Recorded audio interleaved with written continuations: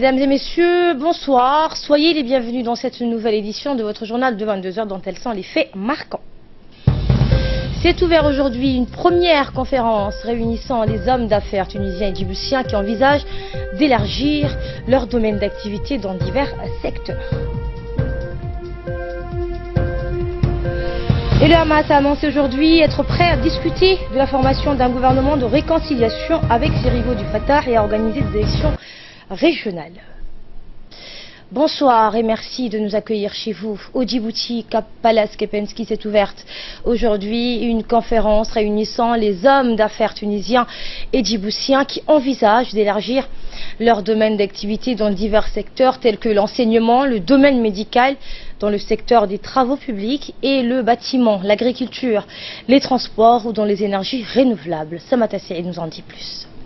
Au Djibouti Kempinski Palace Hotel s'est ouvert aujourd'hui une conférence réunissant les hommes d'affaires tunisiens et djiboutiens qui envisagent d'élargir leur domaine d'activité dans divers secteurs, tels que l'enseignement, le domaine médical dans le secteur des travaux publics et le bâtiment, l'agriculture, les transports ou dans les énergies renouvelables. Cette conférence, qui doit durer jusqu'au 19 septembre prochain, a été ouverte par le Premier ministre, M. Abdelkader Kamel Mohamed, en présence du ministre en charge des investissements, M. Ali Ghela Oubacar, et du président de la Chambre de commerce, M. Youssouf Moussedawali. Une très forte délégation des hommes d'affaires tunisiens formant 35 personnes au total est arrivé à Djibouti pour prospecter les secteurs clés devant favoriser un partenariat économique entre Djibouti et la Tunisie.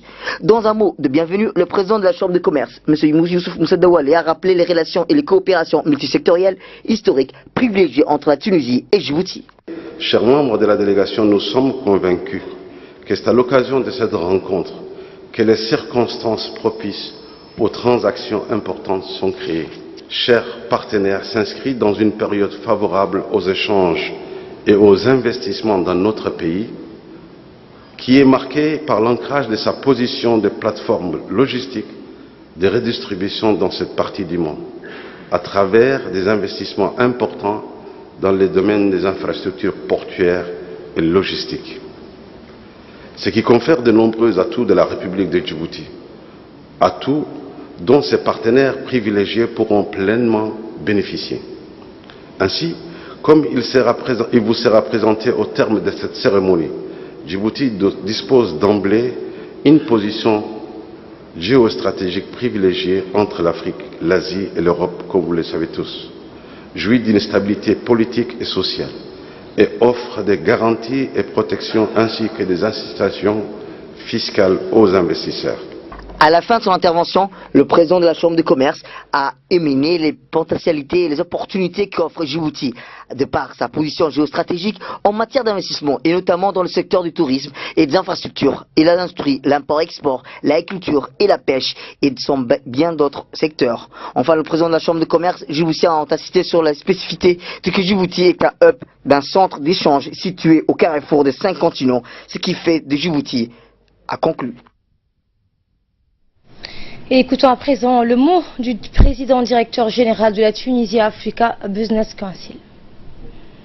La Tunisie, Djibouti, deux petits pays de ce grand continent africain, si riches en ressources naturelles et humaines, en potentialités économiques et culturelles, ont choisi d'unir leurs forces, leurs atouts et leur vitalité dans la course au développement. La victoire dans ce défi est cruciale. Elle représente l'avenir de l'Afrique et de ses enfants. Il y a quelques décennies, nos deux pays ont établi d'étroites relations dans des domaines clés, tels que les sciences, l'économie, la transition énergétique et surtout l'éducation, avec notamment, après votre indépendance en 1977, des maîtres d'école tunisiens venus enseigner à Djibouti. Mais ces 30 dernières années, nos routes se sont séparées. Faisons en sorte aujourd'hui de nous retrouver et de nous atteler énergiquement à remporter la dernière bataille, celle du développement et de la prospérité pour nos peuples. Nous sommes heureux et honorés de nous trouver aujourd'hui en terre amie, pour asseoir à chaque visite davantage le partenariat scellé entre la Tunisie et le Djibouti. Nous devons agir dans une optique gagnant-gagnant, puisque nos deux pays peuvent se prévaloir d'une population jeune, riche d'espoir et bouillonnante d'idées novatrices et ouverte sur les nouvelles technologies. La Tunisie suit avec beaucoup d'intérêt l'essor économique et social réalisé par Djibouti, lui ayant permis de jouer un rôle important dans sa région, ainsi qu'au niveau du continent, illustrant ainsi la pertinence des choix du président Guelleh, malgré un environnement international pas toujours favorable. La Tunisie se réjouit de cet essor prometteur, car dans un monde où l'évolution dans un pays ou dans une région a un impact immédiat sur d'autres pays et d'autres régions, l'on ne peut que se réjouir de cette évolution positive qui, nous en sommes certains, se répandra au-delà des frontières de Djibouti. Et le ministre en charge des investissements, M. Ali Ghella Boubakala, pour sa part, rappelé les atouts dont dispose la République de Djibouti, notamment son positionnement géographique et les grands investissements consentis récemment pour renforcer ses infrastructures. Le ministre en charge des investissements a évoqué les relations de confiance existant entre Djibouti et la Tunisie, plaidant pour un renforcement et un raffermissement des échanges économiques et vu d'édifier un véritable partenariat stratégique. Nous l'écoutons. Vous comprendrez que cette conférence n'a pas seulement une portée économique pour nous Djiboutiens. Elle est hautement symbolique et historique parce que la République de Djibouti et la République de Tunisie ne sont pas aux prémices de leurs relations. Il nous revient de rappeler qu'à l'aube de notre accession à l'indépendance, la Tunisie a été parmi les premiers pays africains et arabes à coopérer avec la République de Djibouti dans divers domaines. Nous avons tous en mémoire les enseignants tunisiens qui ont remplacé à pied levé les coopérants français, portant avec enthousiasme et fraternité la coopération sud-sud entre nos deux pays frères. Qui, parmi nous, a oublié ces coopérants tunisiens qui sont passés dans chaque ville et village pour porter ces devoirs de partage et de transmission des connaissances dans nos écoles et collèges pour éduquer cette jeunesse djiboutienne enfin libre de joug colonial. 30 ans après notre indépendance, la République de Tunisie a démontré qu'elle était encore au rendez-vous de notre développement en participant à la création de la première faculté de médecine de Djibouti, dont les premiers médecins diplômés sont sortis 2014-2015. Ce sont des actes forts qui cimentent les relations entre nos deux pays, lui donnant une signification particulière. Aussi, votre présence parmi nous est l'occasion d'exprimer notre sincère gratitude à votre pays et à son peuple qui furent présents à des moments particuliers de notre histoire. Cette première édition de la conférence Djibouti-Tunisie correspond à une étape charnière du développement économique et social de notre pays. Elle peut s'appuyer sur le socle de confiance mutuelle existant entre nos deux pays. Il nous appartient par conséquent de contribuer au raffermissement et à la consolidation de nos échanges économiques en vue d'édifier un véritable partenariat stratégique à la fois entre nos deux pays et nos deux secteurs privés qui sera source de création de richesses et d'emplois. Notre gouvernement est convaincu que les initiatives dans le secteur privé devront jouer un rôle de locomotive en se focalisant sur les différents domaines protecteurs comme l'énergie, l'industrie, le transport ou le développement des infrastructures. Cette conférence économique est l'occasion de faciliter les rencontres entre les opérateurs privés autour du business to business, de manière à échanger les différentes opportunités et projets d'investissement en République de Djibouti. Le Premier ministre, M. Abdelkader Kamel Mohamed, a pour sa part invité les deux parties à étudier les possibilités d'une nouvelle coopération sortant des circuits commerciaux traditionnels en cherchant des schémas originaux et nouveaux horizons pour les produits des deux pays. On écoute le Premier ministre. Les échanges et les relations entre nos deux pays se sont fortement accélérés ces dernières années et même ces derniers mois. L'expertise tunisienne dans le domaine de l'enseignement supérieur et médical a permis de faire de ce secteur un exemple de cette coopération nos étudiants l'apprécient déjà. Mais votre présence ici, en nombre et en qualité divers, augure d'une volonté de diversifier les liens culturels et économiques. Sachez que c'est la volonté du gouvernement djiboutien aussi. Mais sachez aussi que c'est la volonté des opérateurs économiques djiboutiens, car ils souhaitent développer toutes les possibilités pour renforcer notre économie. C'est en mettant en ensemble de nos potentiels économiques et nos savoir-faire que nous, Tunisiens et Djiboutiens, sortirons gagnants. Cette synergie nous rendra plus forts dans un monde économique toujours plus concurrentiel. Le système de transport djiboutien, l'ouverture de Djibouti sur des ensembles économiques comme la COMESA, son secteur bancaire, son potentiel touristique, sont des opportunités incontestables pour les savoir-faire tunisiens dans les domaines du tourisme, de la pêche, de la transformation industrielle par exemple. Je vous invite donc à étudier toutes les possibilités de nouvelles coopérations en sortant des circuits commerciaux traditionnels et en recherchant des schémas originaux et de nouveaux horizons pour nos productions. Imaginons maintenant des partenariats entre le secteur privé djiboutien et tunisien, bien sûr, mais aussi entre le secteur privé tunisien et le secteur public djiboutien. Tout devient possible lorsque l'objectif est de créer des emplois pour notre jeunesse.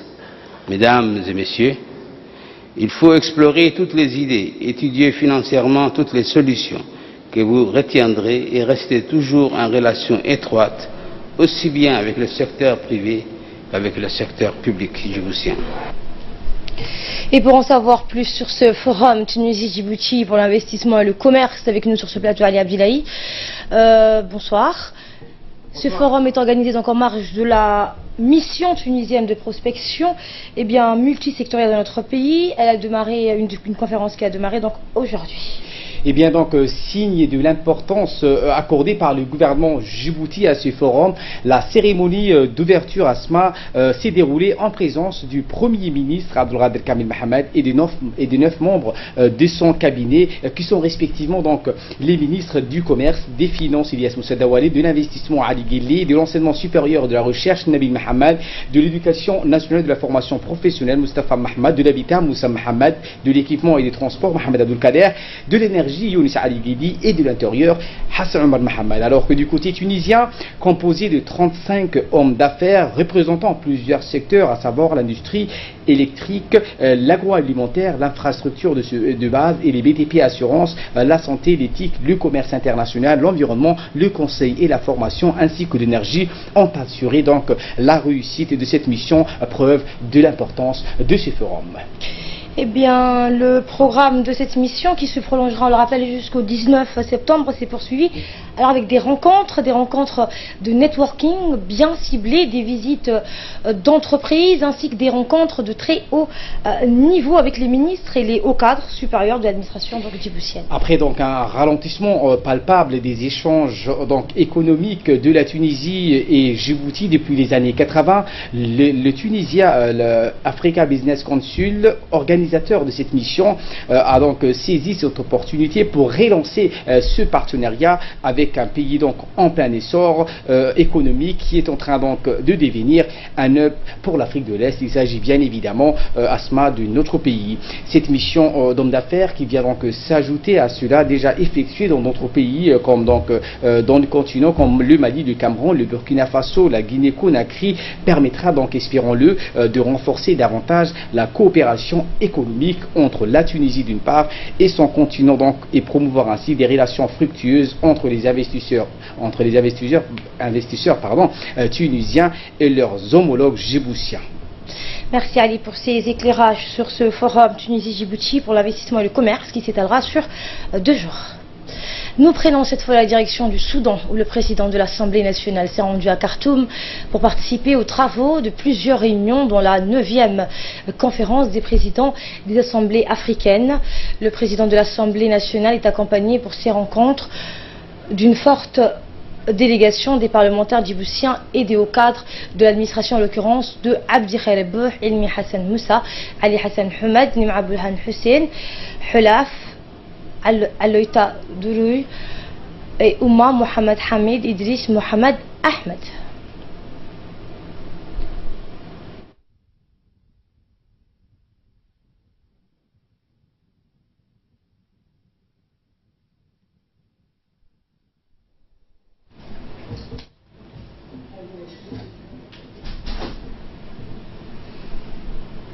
Et diplomatie toujours à Jeddah cette fois, où l'ambassadeur extraordinaire et plénipotentiaire de la République de Djibouti auprès du Royaume d'Arabie Saoudite, Diaedine Saïd Bamaklama, a été reçu par son Altesse Royale, le prince Abdelaziz Ben Saoud Ben Naïf, le nouveau ministre nommé récemment à la tête du ministère de l'Intérieur au Royaume d'Arabie Saoudite.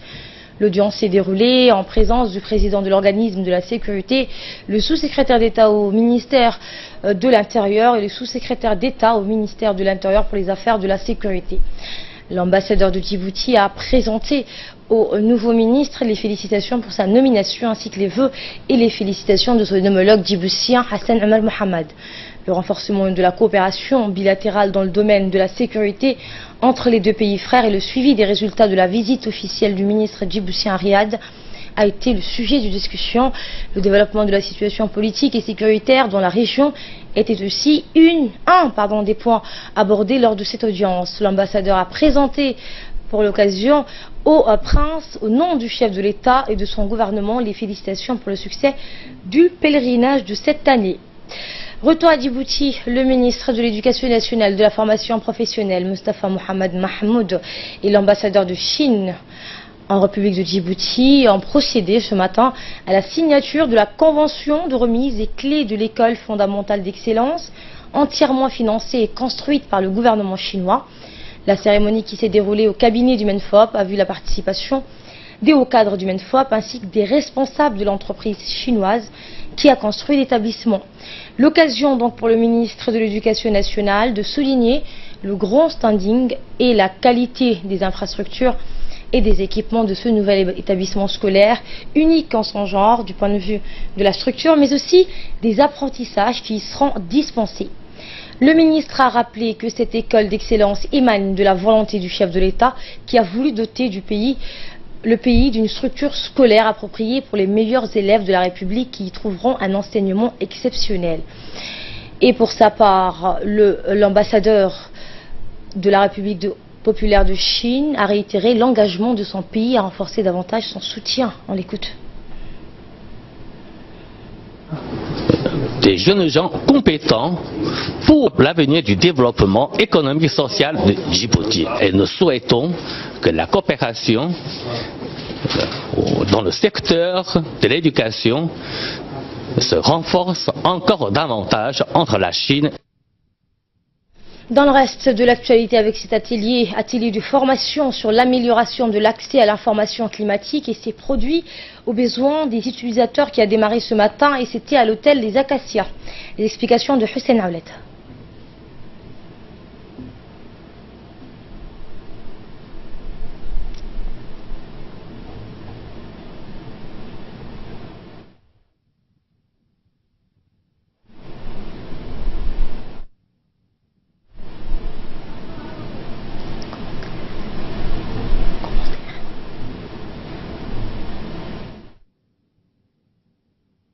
Le thème retenu de cet atelier est création de produits climatiques adaptés aux utilisateurs finaux. Cet atelier a pour objectif de renforcer les services d'information sur les risques météorologiques ou de changement climatique et améliorer le processus de prise de décision et la planification à long terme. Cette information a été ouverte par le secrétaire général du ministère de l'Équipement et des Transports, M. Saïd Nour Hassan. À ses côtés, le directeur général par intérim de l'Agence nationale de la météorologie, M. Haïdar Mohamed Ali. L'atelier est financé par l'administration météorologique sud-coréenne et est organisé conjointement par l'ICPAC, Centre de prévision et application climatologique de l'IGAT et l'Agence nationale de la météorologie.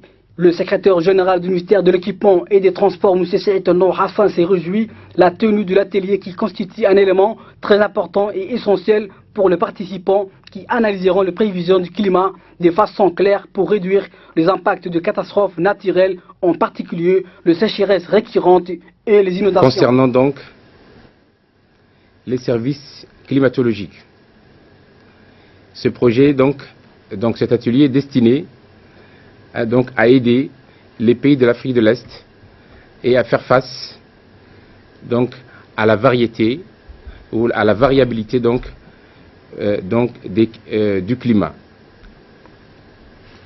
C'est ainsi que notre pays en tire profit aussi donc, de ce fonds, en collaboration donc, avec l'ICPAC et de l'IGAD pour l'amélioration de ces services climatologiques en mettant en place un système d'analyse et de prévision du climat pour répondre à temps voulu aux besoins des utilisateurs de l'information météorologique et climatologique. Le futur de nos pays est aujourd'hui conditionné par la mise en place de systèmes efficaces de prévention des risques naturels liés à la variabilité du climat. Pour cela, l'atelier dont vous allez travailler aujourd'hui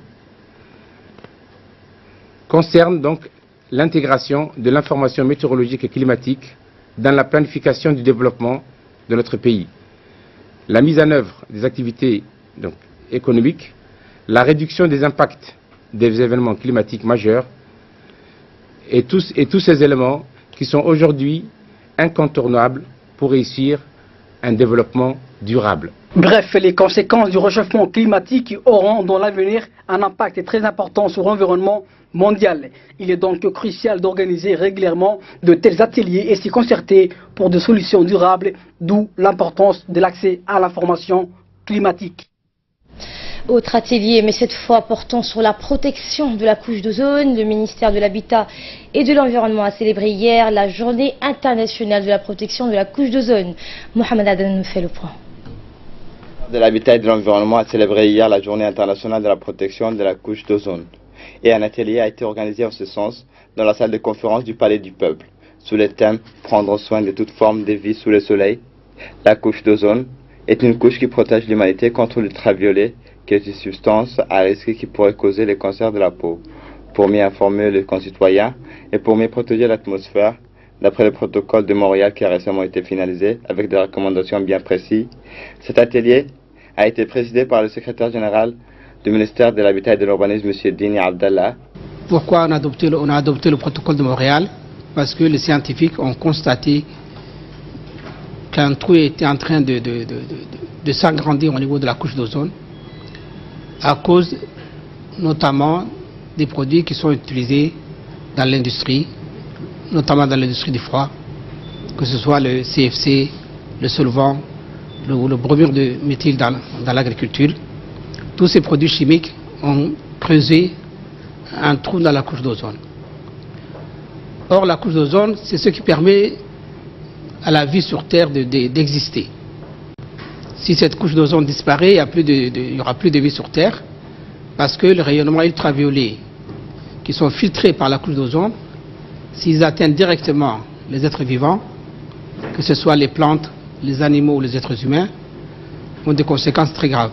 Cet atelier a réuni plusieurs experts des administrations publiques et des forces de l'ordre pour prendre des mesures convenables pour mieux protéger l'environnement à risque dans notre pays, ainsi que le directeur de l'environnement, M. Hussein Rirash. La Convention de Vienne, le protocole de Montréal ainsi que ses amendements sont le seul traité international, tout domaine confondu, ayant atteint la ratification universelle.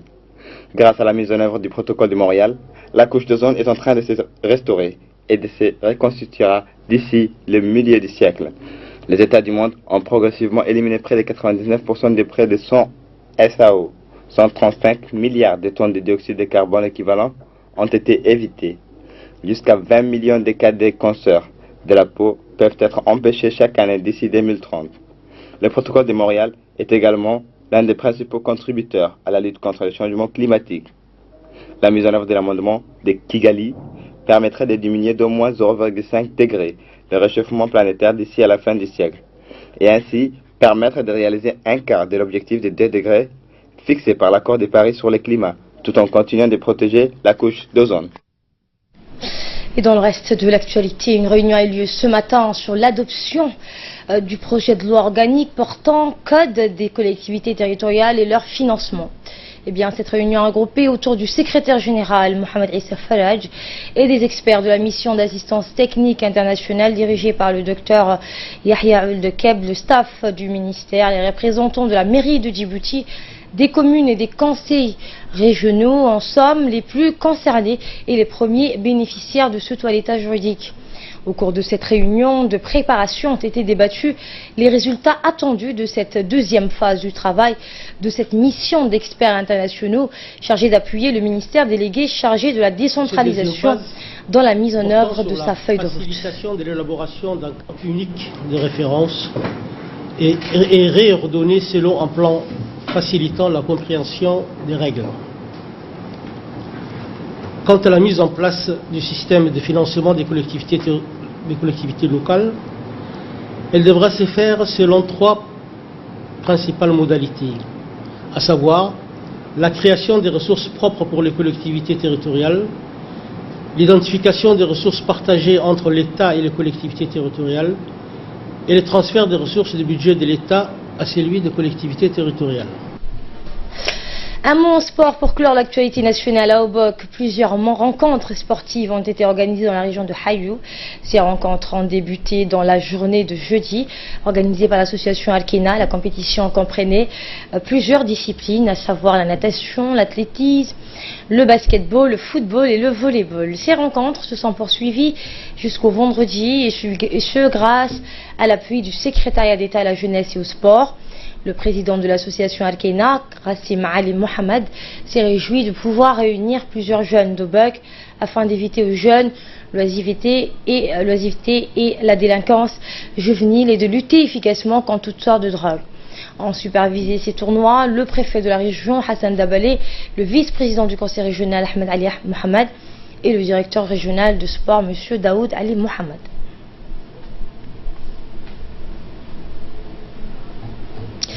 L'actualité à présent hors de nos frontières. Le Hamas a annoncé dimanche dans un communiqué être prêt à discuter de la formation d'un gouvernement de réconciliation avec ses rivaux du Fatah et à organiser des élections générales. Ahmed Hamad est avec nous sur ce plateau pour en parler plus. Bonjour Ahmed. Bonsoir Asma. Donc oui Asma, le mouvement islamiste palestinien du Hamas s'est dit donc prêt à organiser des élections générales. Le Hamas précise donc dans le texte qu'il restituera le pouvoir dans la bande de Gaza au gouvernement d'union et que l'administration qu'il y a mise en place sera dissoute. Le Hamas dirige donc la bande de Gaza depuis qu'il en a chassé l'autorité palestinienne contrôlée donc par le Fatah du président palestinien Mahmoud Abbas en 2007. N'y a-t-il pas donc eu des initiatives pour réconcilier les deux groupes au final? Il y en a eu plusieurs, Asma, mais en vain. Malgré sa victoire donc à Gaza, le Hamas a été affaibli par des blocus israéliens et égyptiens, 3 années de guerre avec Israël et un isolement international renforcé donc depuis que ses relations avec l'Égypte se sont dégradées à la suite de la destitution du président Mohamed Morsi, c'était en 2013. Donc le Caire a cependant conservé un rôle de médiateur dans le conflit opposant le Hamas et le Fatah. Les principaux représentants du Hamas ont récemment été donc invités à se rendre en Égypte pour poursuivre les discussions de réconciliation. Mahmoud Abbas, donc dirigeant du Fatah et président de l'autorité palestinienne, a lui aussi été donc invité à se rendre en Égypte la semaine dernière. Asma. Et également dans l'actualité internationale, Susan Rice admet avoir fait espionner Donald Trump, l'ancienne conseillère nationale de sécurité. Susan Rice donc a admis devant la commission du renseignement de la Chambre des représentants avoir fait espionner le président américain et son équipe à la tour Trump de New York durant la période de transition. Effectivement, Asma, elle a également admis, rappelons-le, avoir fait supprimer les noms de Donald Trump, de Jared Kushner et de Michael Flynn et de Steve Bannon des comptes rendus d'écoute. Madame Rice a assuré donc qu'elle ne cherchait pas à connaître les secrets de l'équipe Trump, mais à travers le contenu d'un entretien que le président élu devait accorder au prince héritier d'Abu Dhabi, à connaître les intentions délégation des Émirats Arabes Unis. Jusqu'à présent, Asma, Susan Rice avait toujours nié avoir fait espionner Donald Trump et son équipe, non seulement pendant la période de transition, mais également avant son élection. Le président Trump, qui avait plusieurs fois dénoncé donc les écoutes illégales que l'administration Obama avait exercées contre lui, avait été qualifié d'affabulateur par la presse états-unienne. Et ce n'est pas bien sûr la première fois que ce genre de choses, notamment d'écoute illégale, se produit à la Maison Blanche. Et en effet, le président Richard Nixon avait été contraint à la démission pour avoir fait espionner le quartier général électoral du Parti démocrate. Cependant, dans le cas de Susan Rice, les parlementaires n'ont pas acquis la conviction qu'elle avait commis un crime fédéral et avaient tenté donc de le démasquer. Et en effet, donc, les Émirats Arabes Unis ont organisé donc par ailleurs au même moment aux Seychelles une rencontre entre un proche du président Poutine et Eric Prince, l'ancien directeur du Blackwater, conseiller militaire des Émirats et frère de l'actuel secrétaire à l'éducation Betsy DeVos. Et tout à fait autre chose, des chercheurs ont découvert un endroit permettant à l'homme de devenir immortel.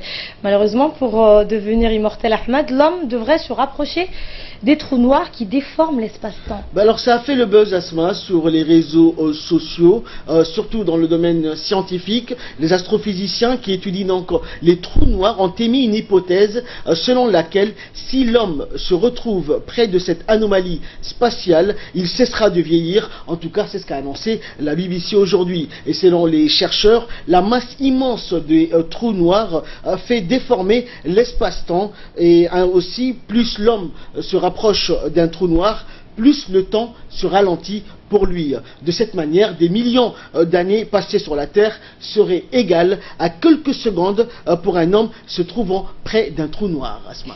Et découverte extraordinaire, mais est-il vraiment possible d'éviter la vieillesse ?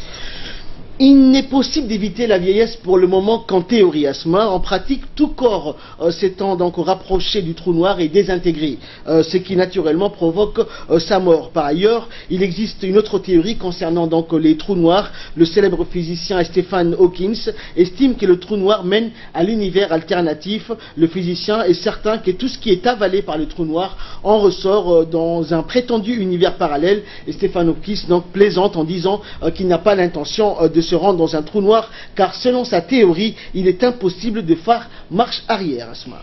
Et en mathématiques, pour finir, le zéro a vieilli de 500 ans, un point noir figurant dans un vieux manuscrit indien, dont l'origine vient d'être située au 3e ou 4e siècle, a été identifié par l'université d'Oxford comme la plus ancienne trace de l'usage du symbole zéro. Et cette découverte, Asma, vieillit le zéro de 500 ans. Des scientifiques de la bibliothèque bodléienne de l'université d'Oxford ont utilisé donc la datation au carbone 14, qui permet de dater toute chose ou tout être humain, pour remonter donc les origines du chiffre figurant dans le célèbre ancien manuscrit indien appelé manuscrit de Bakhshali, a indiqué donc l'université dans un communiqué. Le texte remonterait, Asma, au 3e ou 4e siècle, ce qui en fait l'usage connu le plus ancien de ce symbole. Alors comment est-ce que nous est parvenu le chiffre 0 que nous utilisons aujourd'hui ? Le premier usage du zéro, Asma, il faut le savoir, était jusqu'ici rattaché à une inscription du 9e siècle figurant sur un temple dans l'état indien du Pradesh et consistant donc en 70 feuilles d'écorce de bouleau. Sa datation était jusqu'ici contestée au sein de la communauté scientifique, Asma. Merci Ahmed Hamad pour ces précisions. Et nous allons clore cette édition avec une vidéo qui va épater plus d'un. Il s'agit d'un défilé de mode où une jeune somalienne a défilé en portant le voile aux États-Unis. Halima Adan, une américaine d'origine somalienne de 19 ans, s'est présentée à un concours de beauté vêtue de ce vêtement couvrant. Regardez, les images parlent d'elles-mêmes.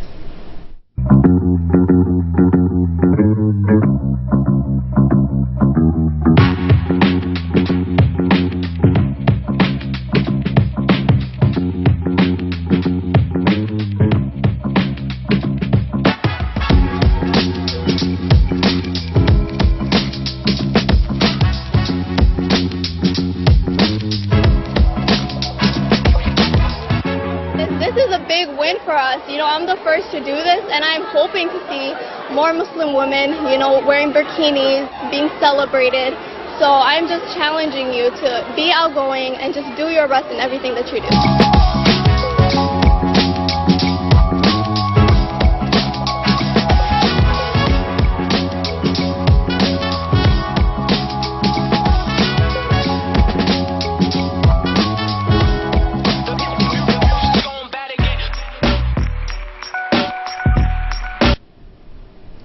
donc Ahmed, elle souhaite bousculer les stéréotypes sur les femmes musulmanes.